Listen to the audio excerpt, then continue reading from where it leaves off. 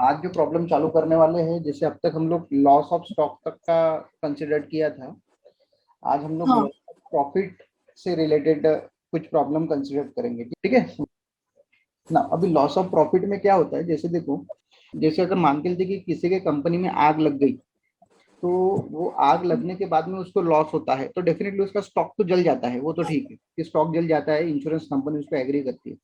लेकिन आग लगने के बाद कुछ महीनों तक वो फिर से उसी जगह पे तो नहीं आ सकता ना। अगर मान के चलते कि मेरी कंपनी एक महीने का 1 लाख रुपए महीना कमा रही है मेरी, और एकदम से आग लग जाती है, तो आग लगने के बाद में दूसरे दिन से फिर से उसी तरीके से काम करना चालू करेगी क्या मेरी कंपनी?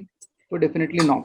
कंपनी उसी तरीके से काम नहीं कर सकती, तो कुछ महीनों तक मेरा बिजनेस इफेक्टेड रहता है, यानी उसका अफेक्ट रहता है, जो भी लॉस हो गया उसका अफेक्ट रहता है मेरे बिजनेस के ऊपर में। अगर मान के चलते कि अगले 4 महीनों तक मेरी कंपनी को स्टेबल होने के लिए और टाइम लगेगा, यानी आज आग लग गई, यहाँ से 4 महीने मेरी कंपनी को स्टेबल यानी उसी तरीके से प्रॉफिट अर्न करने के लिए टाइम लगता है। तो ये जो 4 महीने का मुझे लॉस हुआ या फिर मेरा जो प्रॉफिट कम हुआ, यानी आप जिस स्पीड से जा रहे थे, एकदम से आग लग गई आपके बिजनेस में, तो वहां से अगले कुछ 5-6 महीने फिर से उसी स्पीड में आने के लिए टाइम लगता है। तो वो जो पीरियड का लॉस हुआ, जो प्रॉफिट का लॉस हुआ, उसके लिए भी इंश्योरेंस लिया जा सकता है, तो उसको लॉस ऑफ प्रॉफिट का इंश्योरेंस बोलते हैं।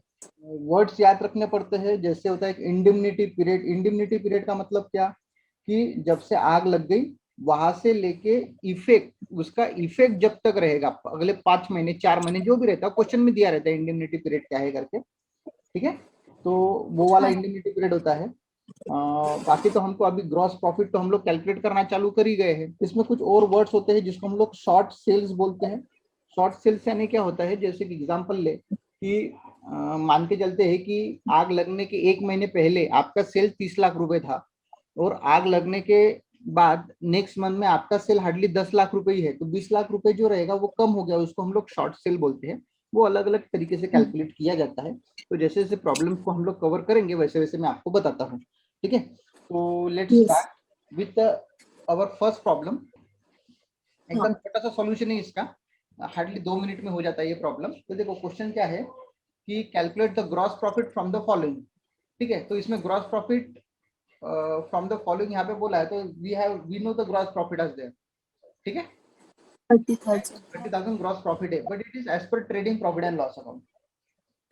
लेकिन जब हम लोग किसी इंश्योरेंस कंपनी के लिए क्लेम करने के लिए जाते हैं, ठीक है, तो कि जो स्टैंडिंग चार्जेस है, ये वेरिएबल ओवरहेड इसको छोड़ दिया जाए, ये जो स्टैंडिंग चार्जेस है, ये स्टैंडिंग चार्जेस को कवर करते हैं, और नेट प्रॉफिट अगर इन दोनों को भी टोटल किया तो there is a difference of some of rupees. ठीक है, कुछ 1,000 रुपए का डिफरेंस आ रहा है।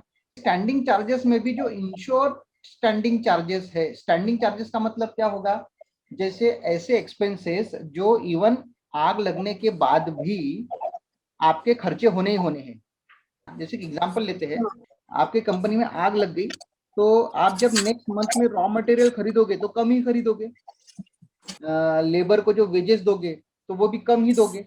अगर जो मशीनरी आपके पास पड़ी है उसका डिप्रिसिएशन तो जैसे का वैसा चार्ज होगा ना, वो तो पीरियड पे चार्ज होता है। या फिर अगर जो रेंट होगा, रेंट तो आप जितने का उतना ही दोगे, रेंट थोड़ी कम होने वाला है आग लगने से। आप जितना हाँ कवर कर रहे हो तो रेंट तो आपको देना ही पड़ेगा, तो उसको हम लोग बोलते हैं स्टैंडिंग चार्जेस। स्टैंडिंग का मतलब ऐसे चार्जेस जो आग लगे या फिर आग नहीं लगे वो जैसे के वैसे है और वो देने ही पड़ेंगे आपको, स्टैंडिंग चार्जेस बोलते हैं। और इस स्टैंडिंग चार्जेस में भी इंश्योर्ड स्टैंडिंग चार्जेस को ही कवर किया जाता है, अनइंश्योर्ड को नहीं।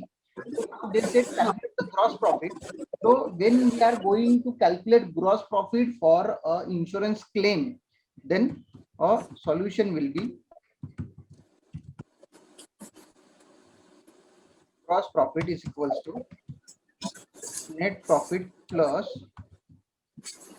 insured standing charges। ठीक है, ये याद रखना। हाँ तो बहुत बार आएगा आगे। अभी नेट प्रॉफिट कितना अपना 11,000, हाँ राइट, और इंश्योर्ड स्टैंडिंग चार्जेस कितने हैं 18,000 and ना, 9,000 will be 20,000। ओके, हाँ तो हाँ क्या बोलेंगे, ग्रॉस प्रॉफिट कितना रहेगा यहाँ पे 20,000 रहेगा, ये वाला ग्रॉस प्रॉफिट नहीं कंसिडर किया जाएगा। यस ओके, ठीक है। अच्छा अभी हाँ। ये तो ठीक है कि यहाँ पे क्या आ गया, ग्रॉस प्रॉफिट आ गया, लेकिन अगर मान के चलते एक क्वेश्चन लेते हैं कि कहीं पे नेट लॉस है, जैसे ये क्वेश्चन है, एक अनदर क्वेश्चन लेते हैं, क्वेश्चन 11.1 वाला लेते हैं।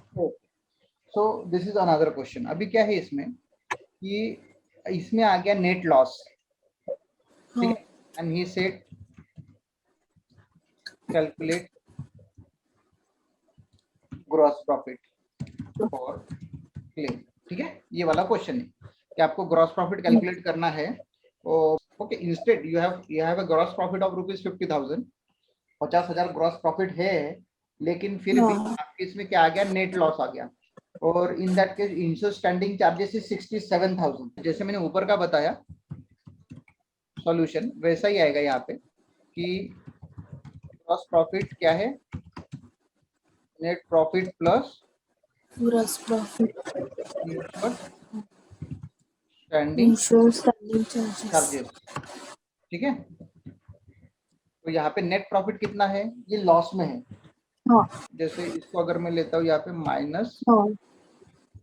-43,000, और इंश्योर स्टैंडिंग चार्जेस कितना है 67,000, ठीक है। तो नेट कितना आएगा, 24,000। 67,000 में से 24,000।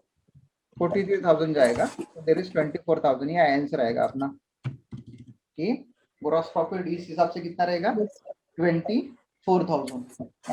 ये एक चीज हो गया।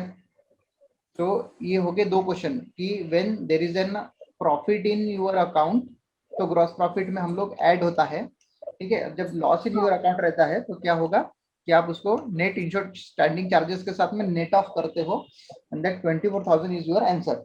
सो in this case sometimes loss is reduced in the ratio of insured standing charges, okay। कभी कभी क्या होता है कि हम लोग यहाँ पे जो लॉस है ना वो रिड्यूस हो गया, हमारा जो लॉस है कितना था, हमारा लॉस 43,000 था, कितना आ गया हमारा 24,000। वो लॉस, सॉरी ये क्या आ गया हमारा प्रॉफिट में आ गया, तो आपका लॉस क्या हो गया, रिड्यूस हो गया। तो हाँ। ये दो क्वेश्चन मैंने बताए, दो क्वेश्चन एकदम छोटे छोटे चीज थे,